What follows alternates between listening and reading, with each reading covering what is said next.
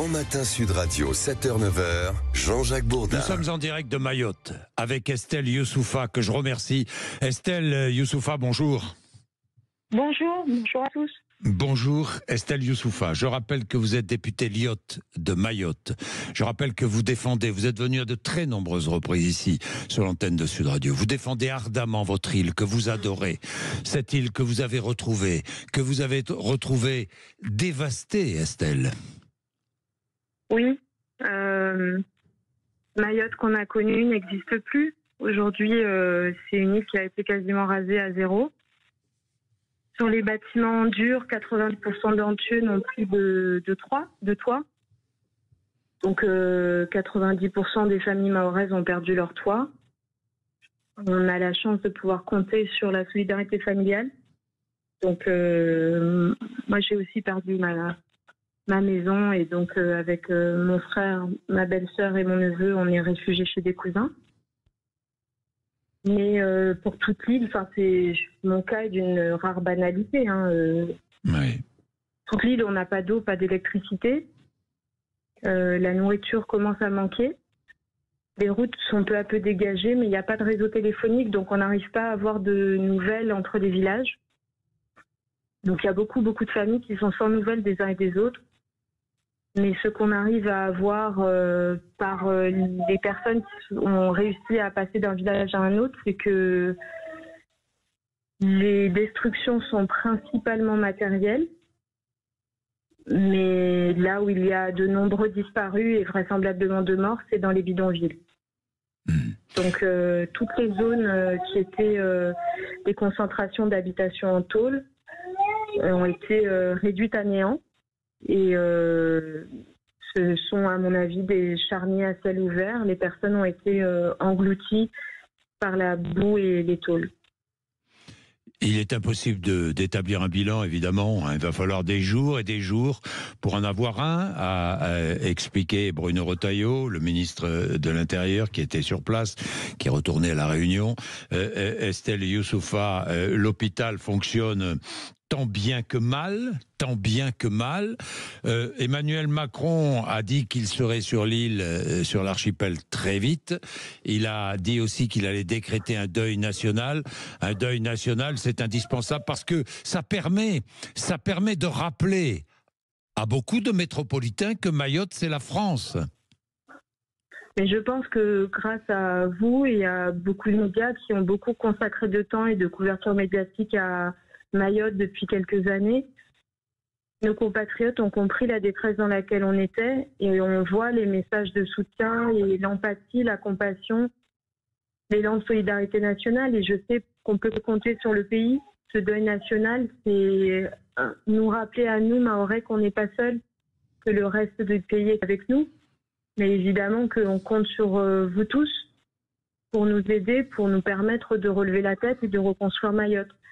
Là, l'urgence, c'est qu'on arrive à maintenir un pont aérien 24 heures sur 24 en réparant la piste aérienne pour qu'elle puisse avoir des éclairages la nuit.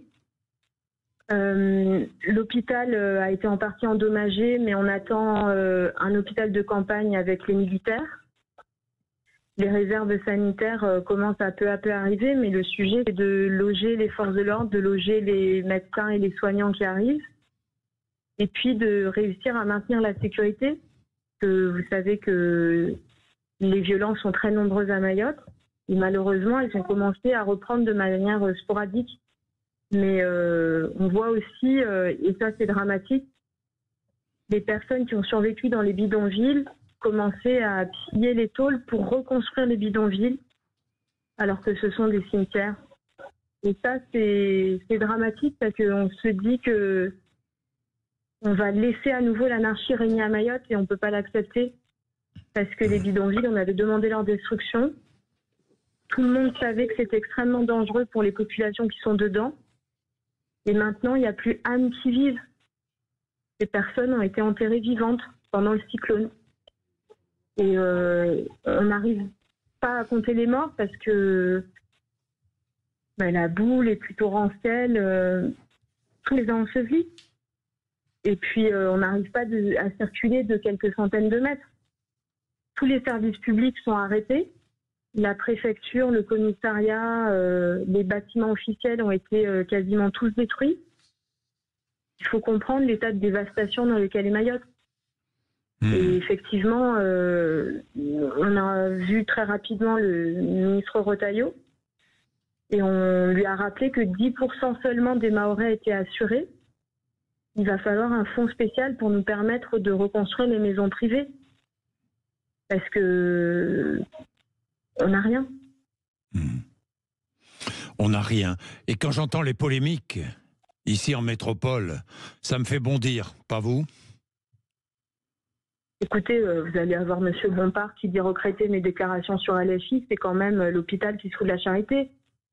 On va juste clarifier les choses. LFI s'est levé vent debout contre l'opération Wambouchou qui voulait détruire les bidonvilles parce que c'était des zones insalubres et dangereuses.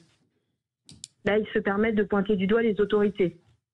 Je rappelle aussi que LFI conteste même que Mayotte est française, que l'un de leurs députés, le député Ratenon de la Réunion, propage un discours anti-mahorais, veut élever carrément une frontière entre nos deux départements français et que LFI ne proteste pas, le laisse continuer à propager un discours raciste. Donc en fait, LFI, c'est les médecins après la mort. Ils viennent et puis ils nous disent surtout ne prenez aucune mesure, vous n'avez pas d'eau, pas d'électricité, mais il faut continuer à accueillir des gens, même si c'est indigne. Et maintenant que ces périodes sont décédées, ils nous rejettent à nous la culpabilité, la responsabilité. Puis moi, je ne les vois pas en train d'appeler à un pont aérien, à appeler à l'aide. Je ne les vois pas appeler tous les bobos gauchos pour monter dans un avion, nous aider à déblayer l'île. Hein. Ils sont juste en train de faire leur politique politicienne sur nos morts et nos disparus. C'est abject. La solidarité, je terminerai avec cela parce que c'est l'essentiel, Estelle Youssoufa. La solidarité sur l'île, vous la voyez, vous la vivez ? Vous savez, on a été très touchés d'entendre les mots du pape et on a senti la compassion et la solidarité nationale et internationale. Mais Mayotte, c'est une île qui est extrêmement résiliente, qui a fait face à de nombreuses crises, qui a toujours réussi à rester debout. Et heureusement, on se serre les coudes, on est ensemble, mais oui, on a besoin de vous là parce que c'est beaucoup. C'est beaucoup, beaucoup, beaucoup. Et que quand on regarde un paysage où rien n'est debout, c'est un choc aussi parce que ceux qui ont survécu ont vécu des heures traumatisantes. Moi, mon frère, ma belle-sœur et le bébé étaient sous une table, exposés au vent et aux pluies avec le toit qui s'est arraché pendant des heures. Et ça, c'est le cas de tous les survivants.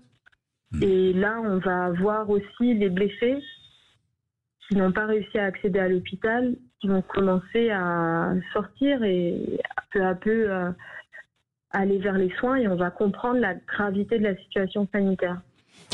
Donc vraiment, on a besoin des renforts, de l'eau, de la nourriture et puis du sang pour les blessés. Merci Estelle Youssoufa, bon courage. Dans tous les cas, nous vous rappellerons évidemment, je vous laisse. Ben, merci. Évidemment, ne n'oublions pas Mayotte, ne vous inquiétez pas, nous n'oublierons pas. On va faire la pub parce que, merci à vous. Témoignage exceptionnel sur l'antenne de Sud Radio ce matin. Il est 7h21, un peu de pub.